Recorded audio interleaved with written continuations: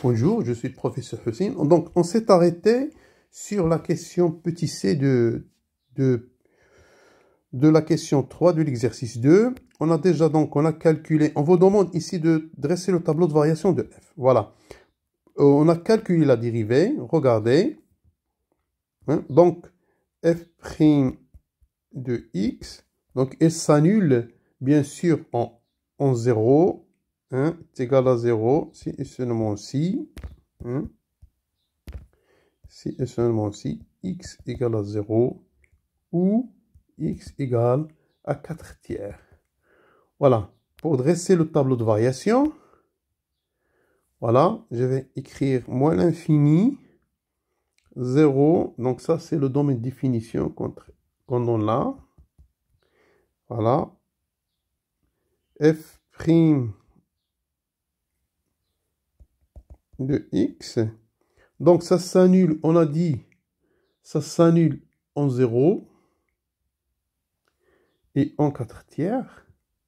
N'oublions pas que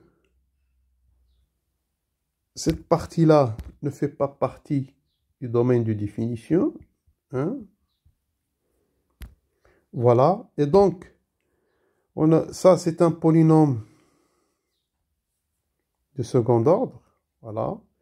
Et le signe f' est positif en dehors des racines. Donc, j'aurai là positif et j'aurai là positif. Et là, il sera négatif. Voilà. F'. Et donc, f, elle croît dans cet intervalle. Elle décroît dans l'intervalle 1, 4 tiers. Et puis, elle croît comme ça. On a calculé la limite au moins de l'infini. On a trouvé que c'est moins l'infini. L'image de 0, c'est 0. La limite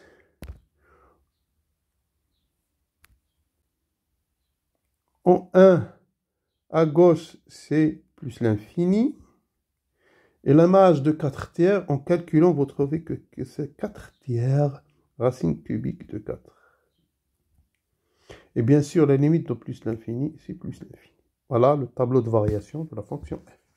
Maintenant, on passe à la question de traçage de la courbe. Voilà. Déjà, cette équation,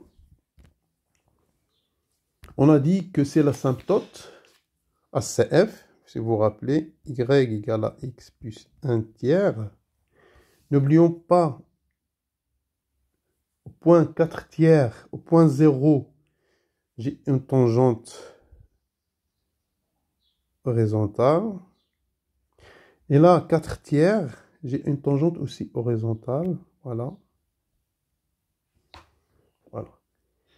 Et donc, la fonction, on a dit, elle vient de moins l'infini jusqu'à 0. Voilà.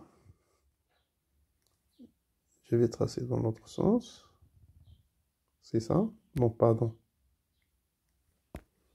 Notre fonction, il vient de là jusqu'à 0. Bon, c'est très difficile de tracer parce que c'est très serré. Voilà. Et puis, il vient de plus l'infini. Là, je rappelle que c'est x égale à 1, c'est l'asymptote. Donc, il vient de plus l'infini. Ça, c'est 4 tiers. Et ça, c'est l'image de 4 tiers. Voilà. Il vient de plus l'infini vers 4 tiers. Et puis, il va avec l'asymptote. Voilà. Je refais le dessin.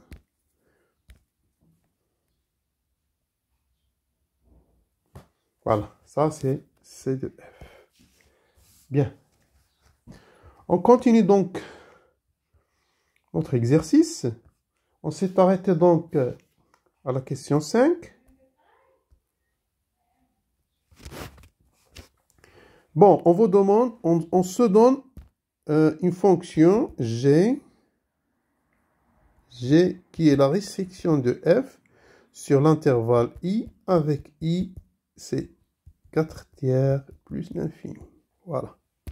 Petit a. On va montrer que g admet fonction réciproque sur un intervalle g que l'on déterminera. Regardez, g continue strictement croissante sur I, 4 tiers plus l'infini, car c'est la restriction de la fonction f. Et f, regardez, dans cet intervalle, elle est strictement croissante. Voilà. Alors, G, d'après le théorème de la bijective, G est bijective de I vers un intervalle G qui est G de I. J, ce sera donc l'image de G de I. On a déjà calculé l'image de 4 tiers. Voilà. Donc, on a dit que c'est 4 tiers racine cubique de 4. Après le 4 tiers racine cubique de 4. Et l'image de plus l'infini, on a montré que la limite, c'est plus l'infini. Donc, par suite, voilà. Donc, bijective. Donc, par suite, G admet G-1 et il est défini sur l'intervalle J. Voilà. Pour la deuxième question, montrez que G-1 est dérivable au point de racine cubique de 2. G dérivable x0 est égal à 2 racine cubique de 2 et on nous demande de calculer ce G-1. Bon, notons que G, oh, pardon, ça c'est, on nous demande de montrer que G-1 dérivable en x0 égale à 2 racine cubique de 2. G est dérivable en 2, on a donc montré que G est dérivable en 2. Donc, c'est quoi G' de 2? G' de 2, si vous calculez G' de 2, vous trouvez que c'est 4 sur 3, 4 racines cubiques de 4. Et voilà, ça c'est différent de 0. Ce qui implique, donc ça c'est la condition pour que G'-1 soit dérivable en G de 2, c'est que G' de 2 doit être différent de 0. Et G de 2, c'est exactement, si vous faites le calcul, c'est racine cubique de 2. Voilà, donc on a montré que G-1 dérivable en x0 égale à 2 racines cubiques de 2. Pour l'image, son image, donc G-1 prime de 2 racines de 2 cubiques, c'est exactement 1 sur G' de 2. Et G' de 2, on a dit que c'est 4 sur 3 racines cubiques de 4. En renversant, on trouve que G-1 prime de 2 racines de 2 cubiques, c'est exactement 3 demi de racines cubiques de 4. Voilà.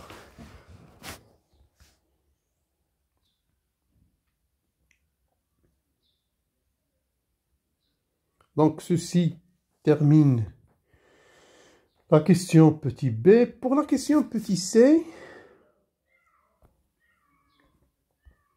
voilà, on vous demande donc de tracer le graphe de 6G-1 dans le même repère. Bon, notons une chose, c'est que, bon, C-1, on a la symétrie de ça. Non, donc, on a la symétrie de cette asymptote, y, x plus 1 tiers. Qu'est-ce qu'on fait en général? On remplace y par x et on remplace x par y. Ça veut dire que y égale à x moins 1 tiers, hein, ça devient, hein, c'est l'asymptote de 16G-1 au voisinage. Voilà. Règle générale, toute asymptote Toute asymptote devient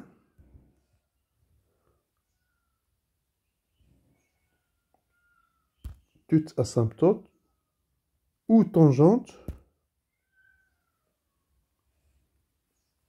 toute asymptote ou tangente verticale devient horizontale et vice versa. Voilà, on va donc tracer cette graphe C-1. Je vais revenir sur, voilà,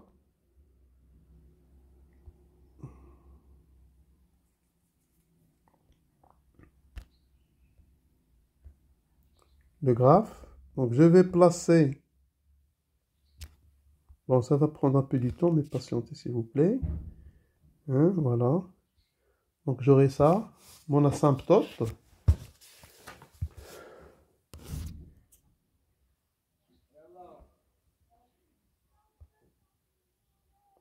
Voilà. Voilà. Ça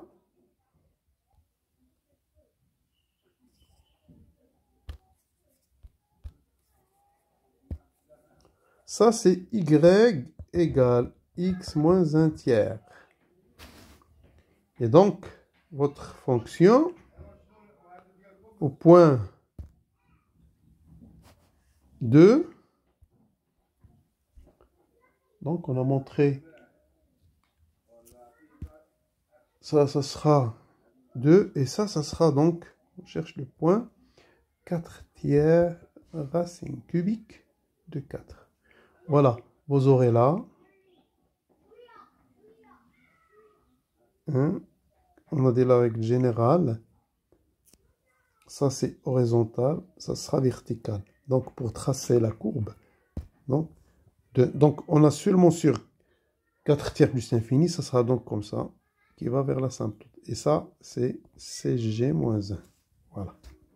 Donc, ceci termine cet exercice et cette série de dérivations. Donc, rendez-vous sur les séries numériques.